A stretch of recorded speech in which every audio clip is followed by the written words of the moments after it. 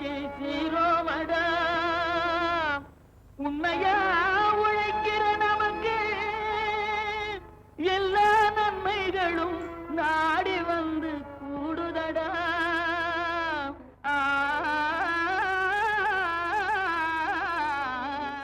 மாத்தியோசுச்சேங்க பகுதி திருந்திய நெல் சாகுபடியில் வெற்றி கண்ட விவசாயி KG பூபதி ஆவார். இவர் திருவள்ளூர் மாவட்டம் திரூரை சேர்ந்தவர். இவருக்கு 30 ஏக்கர் உள்ளதாகவும் இதில் பாரம்பரிய முறையில் நெல் சாகுபடியில் 8 ஏக்கர் நாற்றங்காலுக்கு விதை நெல் 30 முதல் 35 கிலோ வரை தேவைப்பட்டதாம். தற்போது திருவள்ளூர் மாவட்டம் திரூர் வேளாண்மை அறிவியல் நிலையம் மூலம் திருந்திய நெல் சாகுபடி தொழில்நுட்பங்களை சொல்லிக் கொடுத்ததால் முறையான தொழில்நுட்பங்களை பயன்படுத்தி மார்க்கர் கருவியை பயன்படுத்தியும் 25 சென்டிமீட்டர் இடைவெளியில் நாற்று நட்டும் கோனோவீடர் கருவியை கொண்டு களைகளை கட்டுப்படுத்தி திருந்திய நெல் சாகுபடியில் அதிக மகசூலை ஈட்டி தன் வாழ்வாதாரத்தை பெருக்கிக் கொண்ட இவரின் அனுபவங்களை நம்மிடம் பகிர்ந்து கொண்டபோது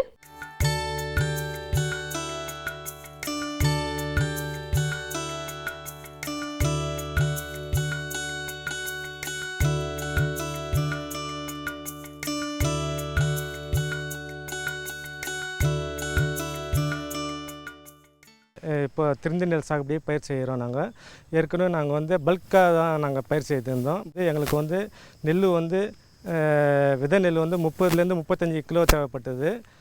அப்போ 8 சென்ட்டு நாற்றாங்களுக்கு தேவைப்பட்டது. ஆனால் கேவிகேல இப்போ திருந்தி நெல் சாகுபடி முறை எங்களுக்கு திருவூரில் சொல்லி கொடுத்ததால இப்போ நாங்கள் திருந்தி நெல் சாகுபடி செய்கிறோம்.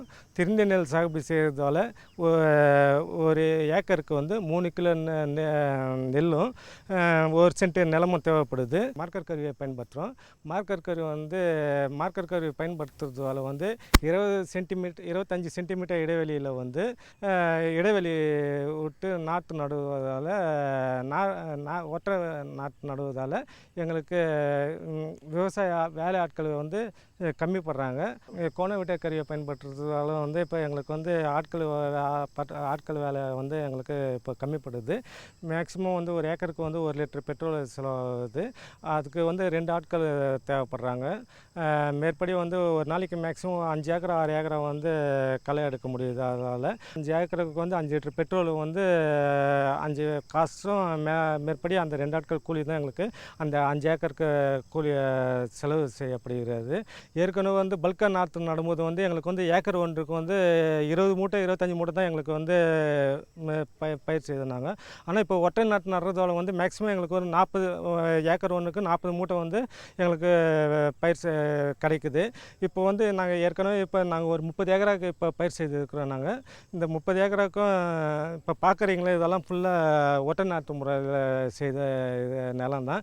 ஆனால் இங்கே இருக்கிற எங்கள் அறிவியல் நிலையம் எங்களுக்கு ரொம்ப ஒத்தாசை பண்ணுறாங்க. எங்கள் திருவூரில் இருக்கிற கேவிகே அறிவியல் நிலையம் எங்களுக்கு தேவையான உரம், மருந்து, விதை ஆகியவெல்லாம் கொடுத்து எங்களுக்கு சப்போர்ட் பண்ணுறாங்க. அதே சமயத்தில் அவங்களுக்கு ஏதாவது பயிரில் ஏதாவது பூச்சி கீச்சி ஏதாவது அடிப்பட்டாலோ தெரிவித்தாலோ அவங்க நம்ம கல்வி மூலமாக அவங்களுக்கு தெரிவித்த உடனே அவங்க அதுக்கு கூடிய நிவர்த்தி என்னென்ன மருந்து தெளிக்கணும்னு சொல்லி அதை பற்றியெல்லாம் நம்மளுக்கு அவங்களுக்கு இன்டிமேஷன் நம்மளுக்கும் தராங்க. திருவூரில் வேளாண் அறிவியல் நிலையத்தில் எங்களுக்கு ஒரு இலைவண்ண அட்டை கொடுத்துருக்காங்க. அந்த இலைவண்ண அட்டையை வச்சு நாங்கள் நட்டு 14 நாட்கள் கழித்து அது என்னென்ன தயார் சேர்த்து போடணும்னு சொல்லி அதை பிரகாரமாக நாங்கள் பயிர் செய்து வரோம். பயிர் செய்ததால் இப்போ எங்களுக்கு மகசூல் அதிக அளவில் எங்களுக்கு கிடைக்குது. மேக்ஸிமம் ஏக்கர் ஒன்றுக்கு 40 மூட்டை கிடைக்குது. எங்களுக்கு என்ன இது இப்போ இயந்திரம் மூலியமாக பயிர் செய்கிறது எல்லாமே இப்போ இயந்திரமயமாததால் எங்களுக்கு எந்த ஒரு ஆட்கள் பற்றாக்குறை பிரச்சனைலாம் எந்த பிரச்சனையும் இல்லாத நல்லபடியாக இருக்குது. இவரை தொடர்பு கொள்ள வேண்டிய கைபேசி எண் KG பூபதி 9894789476. விவசாயத்தில் பழைய முறையை மாற்றி இயந்திரங்களையும் இயற்கை உரத்தை மாற்றி ரசாயன உரங்களையும் பயன்படுத்துகின்றனர்.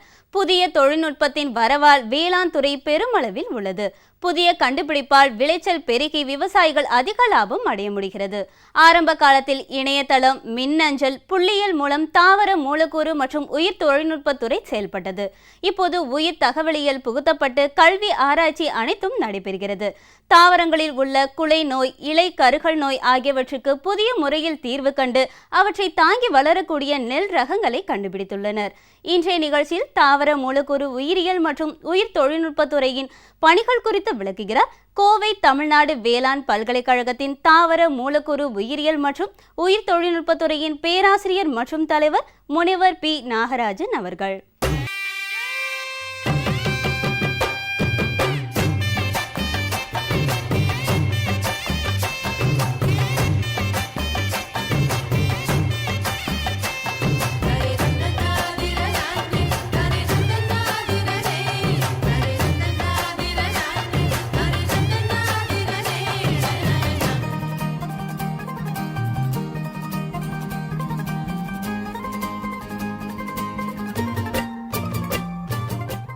உயிர் தகவலியல் 1989ஆம் ஆண்டு முதல் வேளாண்மை பல்கலைக்கழகத்தில் தொடர்ந்து நடைபெற்று வருகிறது. ஆரம்ப கட்ட காலத்தில் இந்த உயிர் தகவலியல் உயிர் தொழில்நுட்பவியல் ஆராய்ச்சியாளர்களுக்கும் மாணவர்களுக்கும் மின்னஞ்சல் மற்றும் இணையதள வசதிகளை செய்து கொடுக்கும் பணியில் ஈடுபட்டிருந்தது. 2011 இந்த துறை தனிப்பட்ட துறையாக தாவர மூலக்கூறு மற்றும் உயிர் தகவலியல் துறை என்ற பெயரில் இயங்கி வருகிறது. நம்ம உயிரினங்களை எடுத்துக்கிட்டோம்னா அந்த உயிரினங்களையோ அல்லது தாவரங்கள்லேயோ டிஎன்ஏ என்ற மூலக்கூறை நம்ம பெருவாரியாக கேள்விப்பட்டிருப்போம். அந்த டிஎன்ஏ மூலக்கூறில் இருக்கிற தகவல்கள் தான் அந்த உயிரினம் எந்த உயிரினம் ஆக முடியுமோ அந்த உயிரினத்தினுடைய ப்ளூ பிரிண்ட் அல்லது அதனுடைய மேப் அப்படின்னு சொல்லுவாங்க. ஸோ இந்த மூலக்கூறில் இருக்கிற வேறுபாட்டினை கண்டுபிடித்து, ஒரு உதாரணத்துக்கு ஒரு தாவரம் ஒரு பூச்சியோ அல்லது நோயோ எதிர்ப்பு திறன் கொண்டதாக இருக்குது, இன்னொரு தாவரம் அதுக்கு எதிர்ப்பு திறன் இல்லாத தாவரமாக இருக்குது. ஸோ அந்த மூலக்கூறு அடிப்படையிலான தேர்வு மிக முக்கியமானது. இந்த மாதிரியான ஆராய்ச்சிகளை தான் இந்த துறையில் நாங்கள் அதிகமாக பண்ணிட்டு வர்றோம். நெல்லில் இரண்டாம் போகம் பயிர் பண்ணும்போது ஆனைக்கொம்பன் ஈ, இலைக்கருகள் நோய், பாக்டீரியல் இலைக்கருகள் நோய் மற்றும் குலை நோய் இது அதிகமாக தாக்குது. இப்போ இந்த ஆனைக்கொம்பன் ஈக்கு எதிர்ப்பு திறன் கொண்ட சில மரபணுக்களை நாங்கள் தாவர மூலக்கூறு ஆராய்ச்சி மூலம் கண்டுபிடிச்சிருக்கோம். அந்த மூலக்கூறு அல்லது அந்த மரபணு அந்த எதிர்ப்பு திறன் இல்லாத பயிர்களுடைய புகுத்தும் போது அந்த எதிர்ப்பு திறனை அவைகள் அடைகின்றன. ஸோ நாங்கள் என்ன பண்ணியிருக்கோம்னா ஒருங்கேற்றப்பட்ட, அதாவது பிரமிடிங்பாங்க, ஒரு மரபணு இருந்தால் ஓரளவுக்கு எதிர்ப்பு திறன் இருக்கும், இன்னொரு மரபணு அதில் சேர்ந்துருந்தால் இன்னும் கொஞ்சம் அதிகமான ஒரு எதிர்ப்பு திறன் இருக்கும். ஸோ இதுக்கு பேர் மரபணுக்கள் ஒருங்கேற்றுதல் அல்லது மாலிகுலர் ஜீன் பிரமிடிங் அப்படிம்பாங்க.